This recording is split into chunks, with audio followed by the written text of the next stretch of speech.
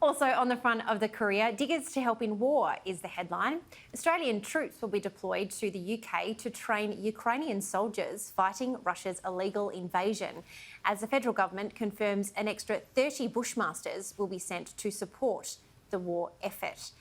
This is a really interesting time in our history, I feel, Caro. Not only our military history, but also when you read and you dig into the budget papers last night, we're actually making a small profit from this war in Ukraine, thanks to the fact of increasing tariffs and things like that.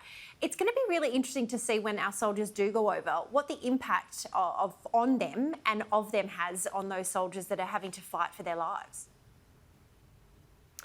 Yeah, and that's a really good point, Jenna. I mean, these soldiers here that we're talking about, they're not going to the front line. They're going to the sunny UK to train Ukrainian soldiers. So what I think will be interesting is the way that you know, all the countries, I suppose, on this side, how they all work together and how we move forward at this point, because you've noticed this war just keeps seeming to crank up and become more belligerent and more aggressive.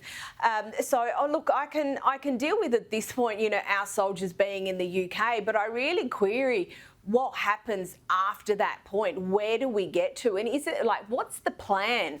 Because I think that's a conversation in a broader sense that probably should be had with the Australian people. You know, it's one thing sending machinery over and sending munitions and all those sorts of things. There's another thing sending your troops over and having them out of harm's way.